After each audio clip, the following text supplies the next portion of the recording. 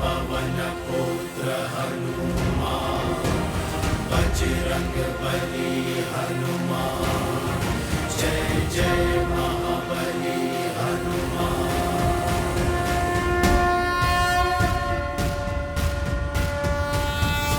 विद्यावान गुणी अति चातुर, राम काज करिबे को आतुर, प्रभु चरित्र सुनबे को रसिया, राम लखन सीता मन बसिया। लाल देह लाली लसै अरुधरि लाल लगू, वज्र देह दानव दलत, जय जय जय कपीसु हनुमान।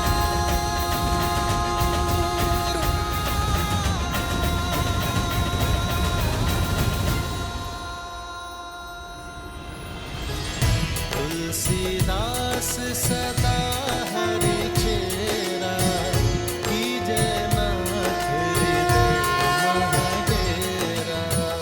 जय हनुमान ज्ञान गुण सागर, जय कपीस तीनों लोक उजागर। रामदूत अतुलित बल धामा, अंजनी पुत्र पवन सुत नामा। पवन हनुमान। तनय संकट हरन, मंगल मूर्ति रूप। राम लखन सीता सहित, हृदय बसहु सुरभूप।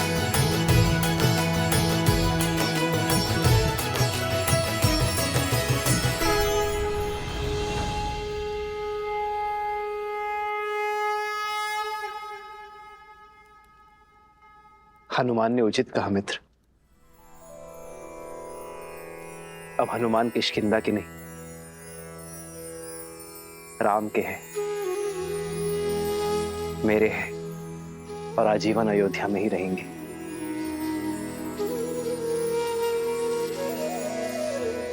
प्रभु, अमृत दे दिया आपने मुझे।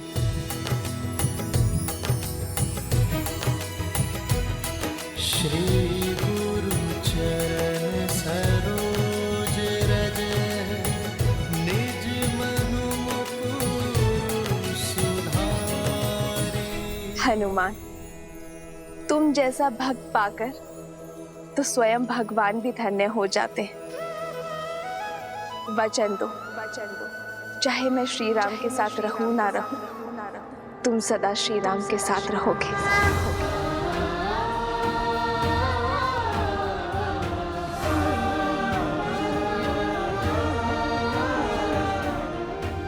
माता, आप ये वचन नहीं मांग रही, आप तो मुझे वरदान दे रही हैं।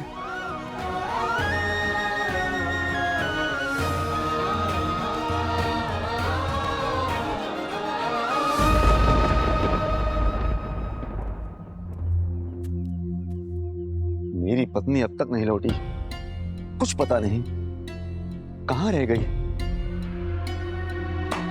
क्यों चिंता करते हो मित्र वस्त्रक? रात बाढ़ आई थी, भारी वर्षा हुई थी। अरे फंस गई हो किसी कार्य में, या हो सकता है अपनी सखी के घर रुक गई हो। बात तो ठीक है बंधु, हो सकता है बाढ़ ने रोक दिया हो, क्योंकि होने को तो कुछ भी हो सकता है। अरे भाई, ऐसे मत देखो मुझे, मैं तो शास्त्रों की युक्ति बता रहा हूं। शास्त्रों में लिखा है कि मनुष्य स्वभाव से ही समाज के बनाए नियमों के विरुद्ध जाता है। जैसे बच्चे को खाने को कह दो तो वो दौड़ने भागता है, वैसे ही व्यक्ति को जो भी कार्य कहोगे उसके विरुद्ध जाने की चेष्टा उसके मन में सदा होती है। क्योंकि मनुष्य बना तो माटी से ही, अब जहां स्वर्ण होता है वहां मलिनता भी होती है। इसलिए स्त्री हो या पुरुष, राजा हो या रंक, अवसर मिलते ही पाप की ओर दौड़ पड़ता है। अपने परिवार में पाप की संभावना को सबसे पहले पहचानना चाहिए। क्यों किसी भले व्यक्ति पे लांछन लगाते हो? अरे भैया, मैं तो स्वयं के वस्त्रों पर लांछन दुलवाने आया हूं। अब तुम्हें क्या बताऊं, आंखें बंद कर लेने से दिन में भी अंधकार हो जाता है। जब तक सामने है सब भले हैं। जैसे ही आंखों से ओझल हो गए, अब जंगल में मोर कहां नाचा, किसके साथ नाचा, कहां देखने जाओगे?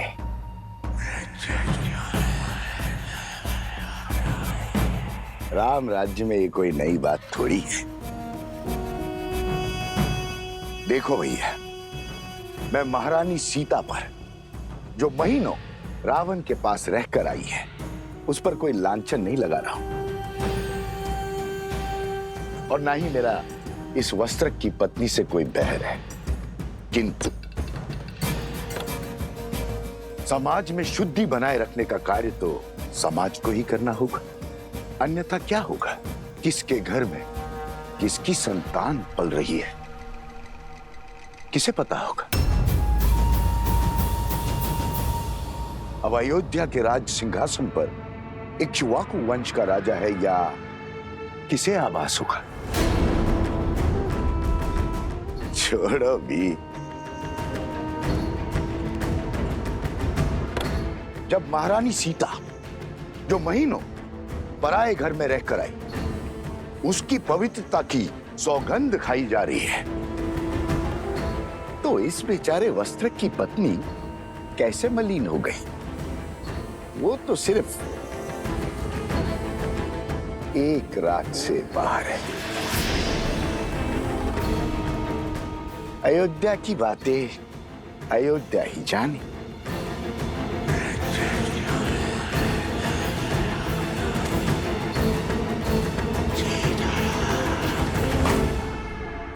ये तो केवल आरंभ है आचार्य। हमें ऐसे और कई केंद्र स्थापित करने हैं। संपूर्ण कौशल राज्य से आने वाले सभी विद्यार्थियों को वैदिक ज्ञान का केंद्र देना है। ऐसा केंद्र जहां केवल आध्यात्मिक और वैदिक ज्ञान ही नहीं, बल्कि व्यवहार की कुशलता और दिन प्रतिदिन के अवसादों से लड़ने की क्षमता भी देगा। चरित्र और शारीरिक बल को विकसित करने का अवसर भी दिया जाएगा, क्योंकि जो तन और मन से सामर्थ्यवान होगा, वही समाज की अनुचित सोच से भी लड़ पाएगा, उसे बदलकर रामराज्य स्थापित कर पाएगा। इसीलिए आपको आमंत्रित किया गया है आचार्य, ताकि इस स्थान को श्रेष्ठ आचार्य और कुलपति मिले।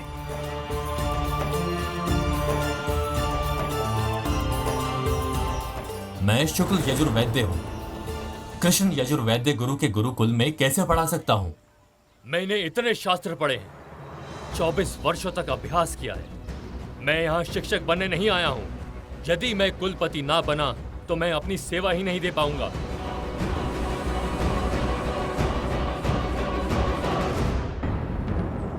मैं सहस्त्र रावण अपने सहस्त्रों मुंह से तुम्हारे मंत्रियों और अधिकारियों में लोभ और लालच भर दूंगा। प्रजा के मन में अविश्वास और संघर्ष का बीज बो दूंगा।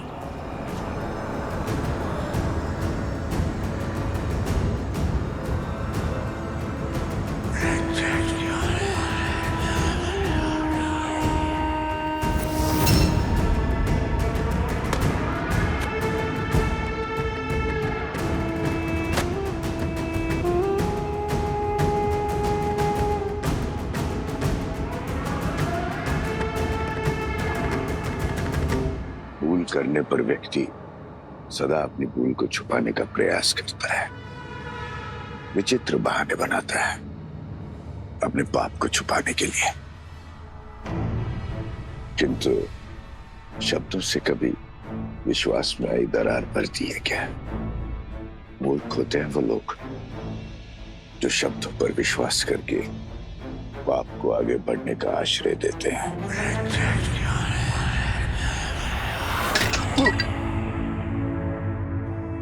क्षमा करना मित्र, कच्ची मिट्टी का था ना, कच्चे संबंधों की तरह टूट गया।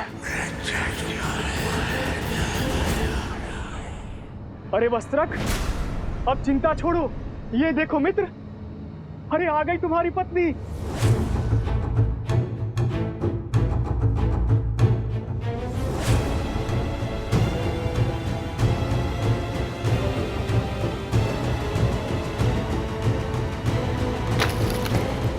जो आ रही है ना वो, कह देना उससे कि अब मेरा उससे कोई संबंध नहीं रहा। जहां उसने रात्रि बिताई है वहीं जाकर अपना जीवन बिताए। स्वामी, स्वामी क्षमा कर दीजिए मुझे। वातावरण बड़ा ही भयानक था। वर्षा और आंधी के कारण रात्रि रुकना पड़ा और नदी में भी ज्वार आया था। और मित्र, कह दो इससे, मैं शब्दों के जाल में उलझने वाला नहीं हूँ। मैं एक वस्त्रक हूँ, वस्त्रक। लांछन चाहे व्यक्ति में लगा हो या वस्त्र में, मैं इससे तुरंत पहचान लेता हूँ।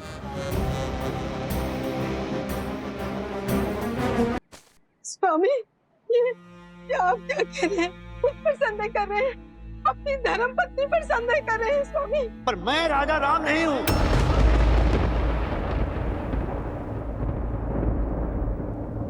एक कच्ची मिट्टी के टूटे हुए पात्र को जोड़कर रखना नहीं आता। मैं तेरा मुख तक नहीं देखना चाहता। स्वामी, अब तेरा इस घर में और मेरे जीवन में कोई स्थान नहीं है। जहां तूने रात्रि बिताई है वहीं जाकर अपना जीवन व्यतीत कर। जा।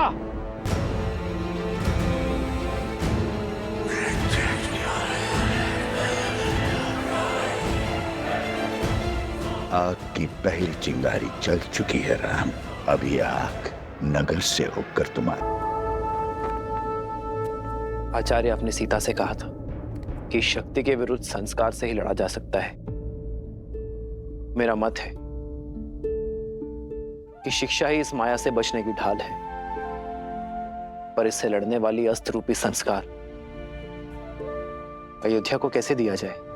अभी तक ऐसे किसी ग्रंथ की रचना ही नहीं हुई है राम, जो ज्ञान से अधिक संस्कार और संस्कार प्राप्ति के सिद्धांत समाज को दिखा सके। तो इस समाज को शिक्षित करने का क्या मार्ग है गुरुवर? कर्तव्य निभाना। राजा का कर्तव्य सुरक्षा और सुशासन है। जब आप उसे उचित रूप से निभाएंगे तो समाज स्वयं ही शुद्ध चरित्र हो जाएगा। मुझे भीतर जाने दो, मुझे भीतर जाने दो। मुझे राजा राम जी से मिलना है, न्याय का गुहार लगाना है। मुझे अंदर जाने दो, मुझे अंदर जाने दो। राजा राम, ओ मेरे राजा राम, मेरा न्याय करिए। आपके दरबार में आई हूँ, मेरा न्याय करिए। सुनो, उस स्त्री को पूरे आदर के साथ राजसभा में लाया जाए।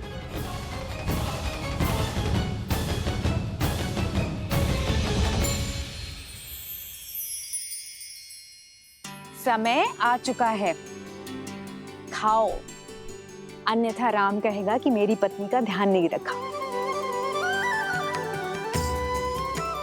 हाँ, कह सकती हो। पत्नी का ध्यान रखने का गुण उसे उसके पिता से जो मिला है। यदि आप क्रोधित ना हो तो आपसे एक बात पूछूं माता? क्या पिताश्री महाराज दशरथ भी आपका इतना ही ध्यान रखते थे? बताइए माताश्री। ध्यान ही नहीं रखते थे, सम्मान भी बहुत करते थे। कोई स्मरण बताइए ना माता। हाँ माता, बताइए ना। मेरे विवाह से पूर्व कुछ असुरों ने मुझे मायावी संदूक में बंद करके मत्स्य द्वीप में फेंक दिया था। उनकी मंशा थी कि मेरा विवाह महाराज दशरथ से ना हो, किंतु महाराज दशरथ ने मुझे खोज ही निकाला, मेरे प्राण भी बचाए, मुझसे विवाह भी किया। आप इतने समय अकेले राक्षसों के बीच किसी सुदूर द्वीप पर रही, फिर भी महाराज ने आपसे विवाह किया? हाँ, क्योंकि मेरे पति का प्रेम ही नहीं, विश्वास भी अटल था। उन्हें विश्वास था मेरे चरित्र के ऊपर। ये कैसा दुस्साहस है सेविका? आज तक कभी किसी ने इस बात पर संदेह नहीं उठाया। अयोध्या में ऐसे प्रश्नों का कोई स्थान नहीं है।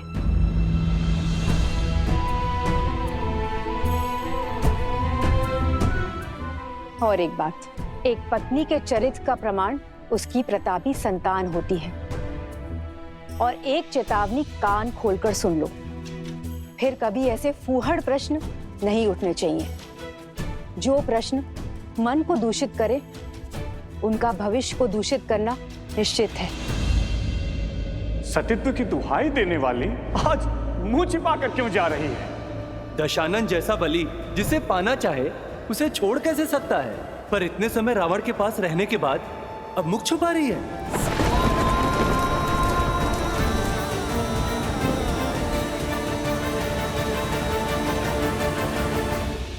महाराज, नदी में ज्वार आया हुआ था, नौका नहीं मिला, भयानक आंधी और वर्षा हो रही थी। इसी कारण मैं अंधकार के पूर्व घर न लौट सकी। सिर्फ इसीलिए मेरे पति ने मेरा बहिष्कार कर दिया। पूरी रात मैं बिना खाए पिए तट पर बैठी रही और मेरे पति का कहना है कि मैं नाव चला के स्वयं क्यों नहीं चली आई, खाली मटके के सहारे नदी पार क्यों नहीं कर ली, या मैं डूबकर मर क्यों नहीं गई। महाराज, मैं उनका संदेह कैसे दूर करूं, कैसे सिद्ध करूं कि इनके अतिरिक्त मेरे इस मन में किसी और का स्थान है ही नहीं। एक नारी के लिए इससे बड़ा लालचन और कुछ नहीं है महाराज। मैं जानती हूँ आत्महत्या से बड़ा और कोई पाप नहीं। मैं वही पाप यहाँ करने आई हूँ महाराज। चयन आपको करना है महाराज।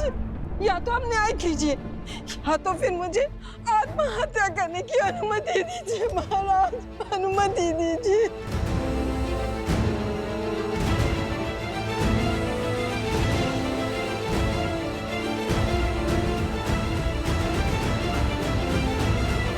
भैया, हमें इसी क्षण जाकर उस वस्त्रक को दंड देना चाहिए और यदि आवश्यकता पड़ी तो पूरे समाज को दंडित करना चाहिए।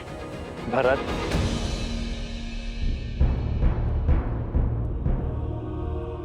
अपने सत्य का कोई साक्षी है आपके पास? हाँ महाराज, है एक साक्षी। वो नाविक जो मेरे साथ रात को उस पार बैठा हुआ था, वो भी जल स्तर उतरने की प्रतीक्षा कर रहा था।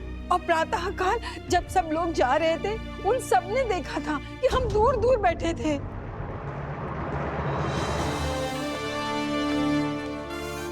उस नाविक को दरबार में प्रस्तुत किया जाए। कौवे के घोंसले में अंडे किसके हैं?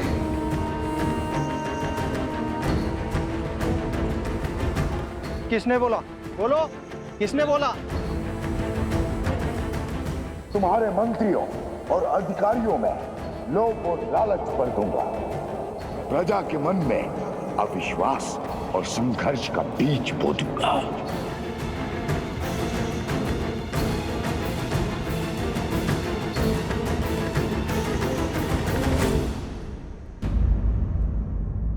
स्त्री को सम्मान सहित राज्य के आश्रय में रखा जाए। शीघ्र ही सभी पक्षों को सुनकर निर्णय लिया जाएगा। स्त्री के पति का पक्ष जानना आवश्यक है। इसमें प्रमाण की क्या आवश्यकता? जब मेरी पत्नी मेरे साथ नहीं थी तो किसी और के साथ ही होगी। कुलीन घराने की स्त्रियां यूं वन बिहार में अकेले नहीं घुमा करती, और वो भी इतनी रात्रि में।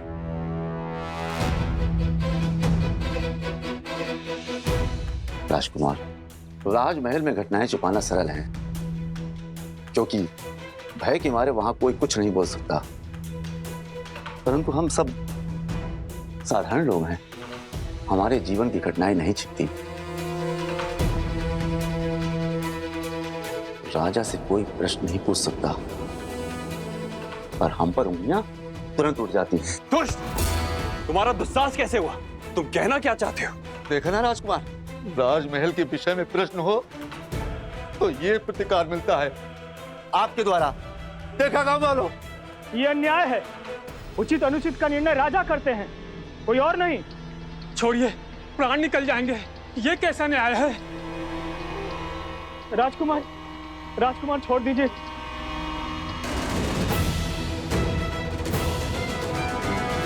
मैं आप सबसे क्षमा मांगता हूं, मैं आवेश में आ गया था। पर आपका पक्ष राजा राम ही देखेंगे। आपका पक्ष सुनकर ही निर्णय किया जाएगा।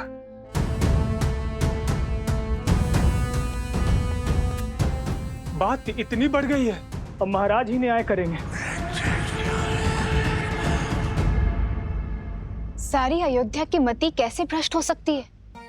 माना कि वस्त्रक के मन में सहस्त्रमुख रावण ने विष खोल दिया, किंतु सारी प्रजा अपने सोचने समझने की क्षमता को भूलकर अनुचित का अनुसरण कैसे कर सकती है? किसी ने कुछ कह दिया, बस उसी सोच को थामे हुए हैं। अनियंत्रित मन और मस्तिष्क दोनों ही विनाश की ओर लेकर जाते हैं, और मनुष्यों की यही दुर्बलता सहस्त्रमुख रावण का बल है। किसी भी मत या विचार को सत्य मानने से पूर्व अपने बड़ों या गुरुजनों से उसके औचित्य का प्रमाण अवश्य लेना चाहिए, परंतु लोग अपने भीतर विद्यमान अहंकार की बेड़ियों के रहते ऐसा नहीं कर पाते और अपने अपने तथ्यों को सत्य मान अपने अपने निष्कर्ष निकाल बैठते। कुछ ऐसा ही हो रहा है अयोध्या की प्रजा के साथ। अब सियाराम का अगला युद्ध इसी सोच के विरुद्ध होगा। ये द्वंद्व ही है उनके जीवन का अगला पड़ाव।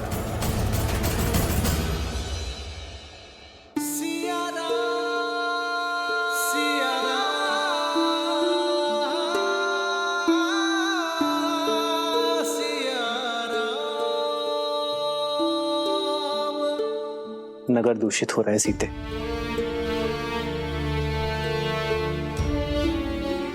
आज एक स्त्री को उसके पति ने केवल इसलिए घर से निकाल दिया क्योंकि उसे उसके चरित्र पर संदेह था, क्योंकि किसी संकट के कारण उसे एक रात्रि घर से बाहर रहना पड़ा।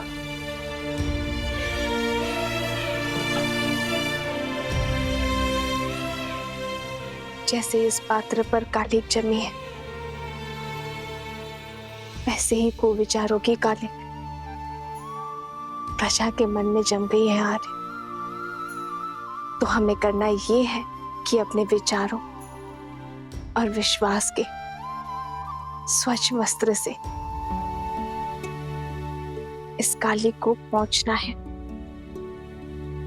जब कालिक साफ हो जाएगी तो हमारी अयोध्या फिर से दमक जाएगी। राम सिया राम सिया राम सिया राम, राम सिया राम सिया राम।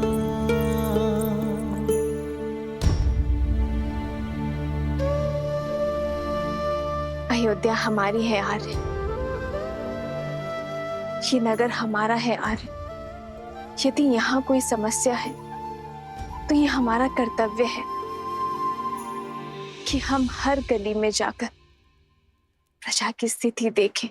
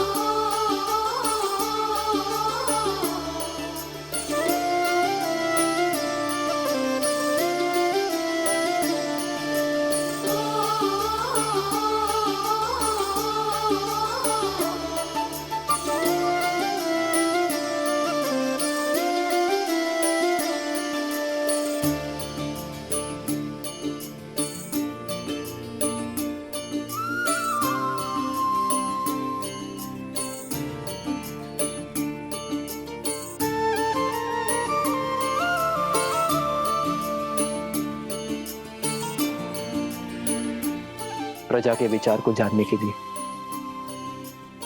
प्रजा का अंग बनना होगा सीते। जो एक राजा के आगे अपनी बात खुलकर नहीं कह पाएंगे, वो एक साधारण नागरिक के आगे अपनी बात कभी नहीं छुपाएंगे। प्रतिदिन आप पर गर्व बढ़ता ही जाता है आर्य। आप जितने अच्छे पति और पुत्र हैं, उससे भी अच्छे राजा हैं।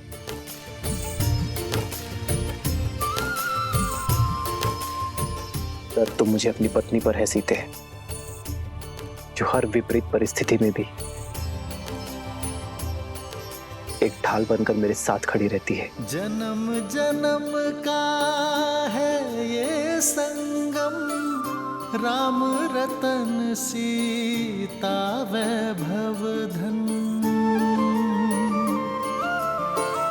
एक है पौरुष एक समर्पण, एक है रूप तो दूजा दर्पण।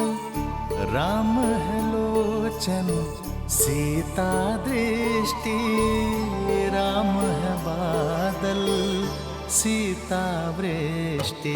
राम सिया राम सिया राम सिया राम, राम सिया राम सिया राम।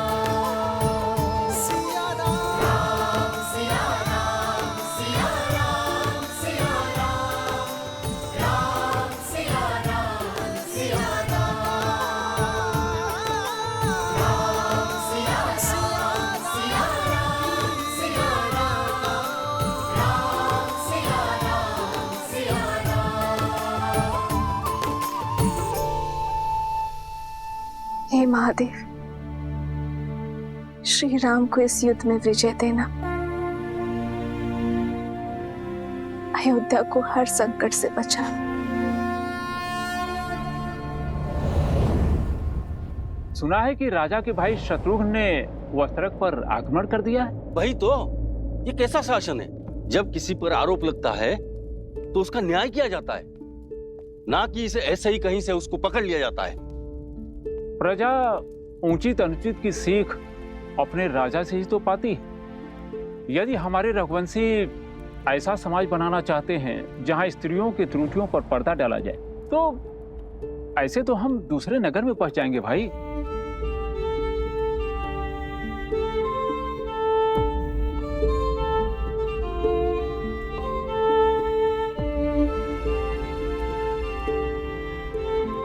भैया, ये लौकी और कुछ शाक दे देना। सुना है वस्त्रक को राजसभा में बुलाया गया है, कहीं उसका प्रश्न अनुचित तो नहीं? न प्रश्न अनुचित था, न पत्नी का परित्याग। खाने की वस्तुएं भी पवित्र है या नहीं है जांचा जाता है, परंतु पत्नी की पवित्रता कैसे जांचें? पवित्रता का प्रमाण तो खोजना होगा, अन्यथा हम अपनी पत्नी पर संदेह करेंगे और उनसे प्रश्न करेंगे और हमारे भले पूरे परिवार नष्ट हो जाएंगे। जब राज परिवार ने स्वयं ही अनुचित उदाहरण प्रस्तुत कर दिया है तो कोई क्या करे? ये लीजिए भैया।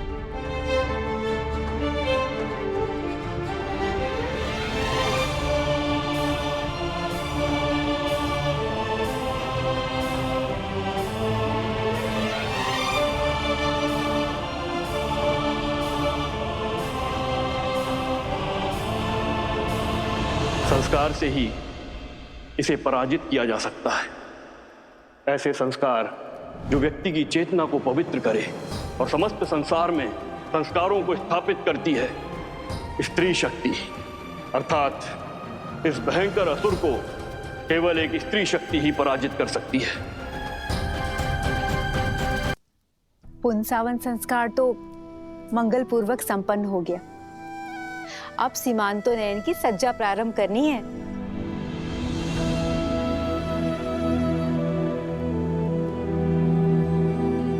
सीता,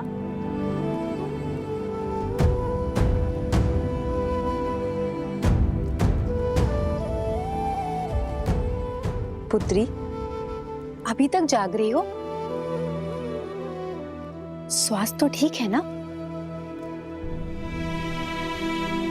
आओ, बैठो बैठो।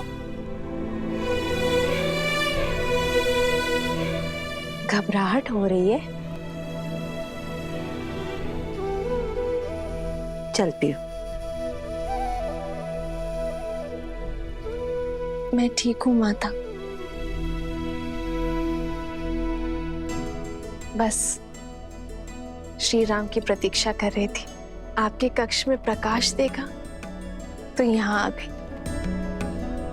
आप अभी तक सोए नहीं। तुम्हारी नींद पति ने उड़ाई है और हमारी हमारे पुत्र ने। नींद ही क्या, दादी बनने के आनंद ने भूख और प्यास सब ले लिया है। पुत्री, इस अवस्था में कभी कुछ खाने का मन करता है या मन में कोई इच्छा भी जागृत होती है? तुम कहो तो कुछ बनवा दूं?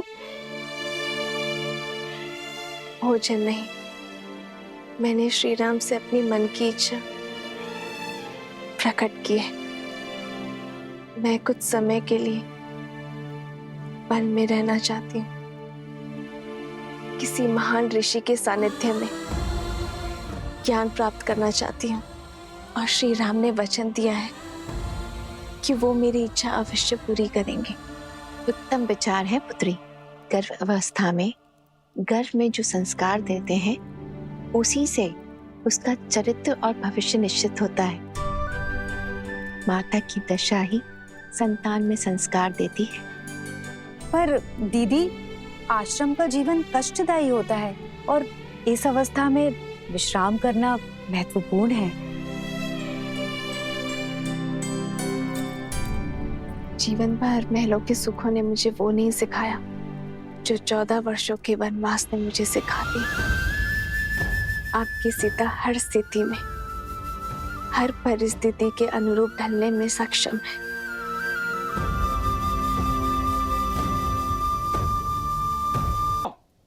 ये सारा दोष इन नाभिकों का है, तो धारा पार कराने की आड़ में अपना दूषित खेल खेलते हैं। इसीलिए मैंने तो अपनी पत्नी को घर से बाहर निकाल दिया। अब राजा राम को भी चाहिए कि वो भी उस नाविक को नगर के बाहर निकालें। यही न्याय संगत होगा भाइयों, यही न्याय संगत होगा। ये निर्णय लेने वाले तुम होते कौन हो? स्वयं की दृष्टि में दोष है और फल भुगते साधारण नाविक। यदि अपनी पत्नी पर विश्वास नहीं था तो क्यों उसे आने दिया अकेले? अरे सुरक्षा के लिए साथ आना था ना। एक तो चोरी और मुझे डांट दिखाई। हाथ मत लगाना। तो क्या लाश से काम लूं? मारो। रुकिए, क्या कर रहे हैं आप लोग? अयोध्या का यही यश रह गया अब? आज से पहले कभी भी अयोध्या वासियों का मैंने ऐसा रूप नहीं देखा। ये द्वंद्व छोड़िए, राज्यसभा में आ जाना। न्याय का निर्णय अब वहीं होगा, और अब किसी ने झगड़ा किया तो कारागृह में डाल दूंगा उसे, समझे?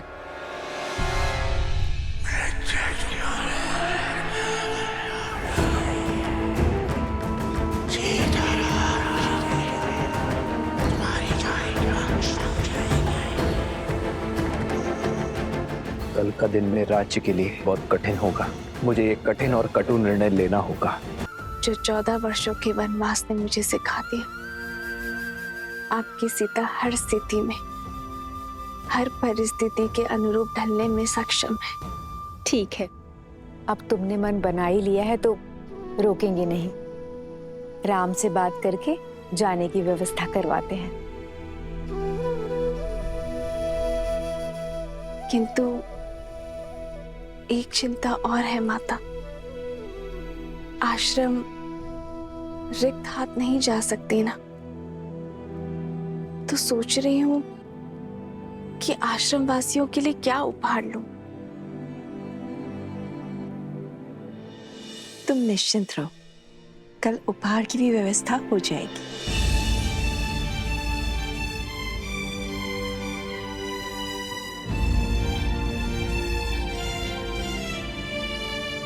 जब राज परिवार ने स्वयं ही अनुचित उदाहरण प्रस्तुत कर दिया है तो कोई क्या करे?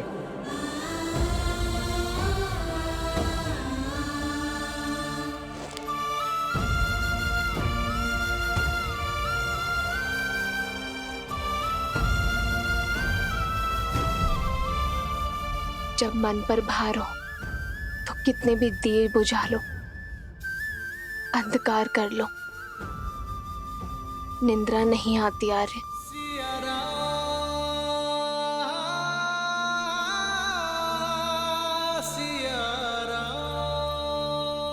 मैं आपकी चिंताएं समझ सकती हूँ आर्य। आपकी प्रजा, आपके राज्य और सीता की चिंतन आपको विश्राम नहीं दे रहे।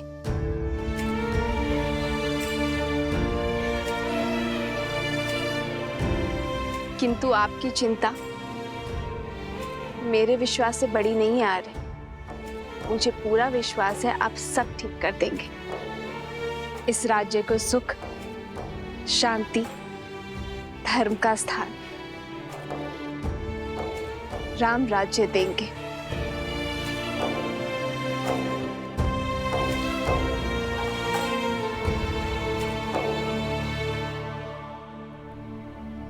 ये आंसू भी ना कभी भी झलक जाते हैं।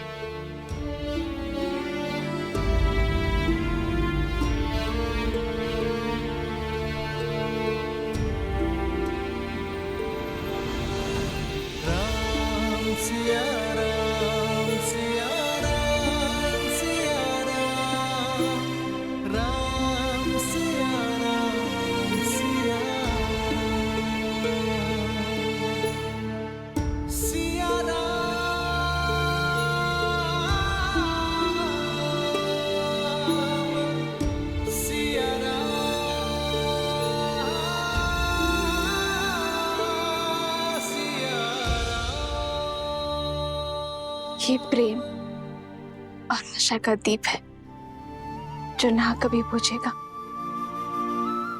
और ना आप इसे कभी बुझाएंगे। निराशा शब्द में भी आशा भरी है आर्य। राम राज्य बहुत बड़ी आशा है। अंधकार को प्रज्वलित करने के लिए केवल एक दीप ही पर्याप्त है।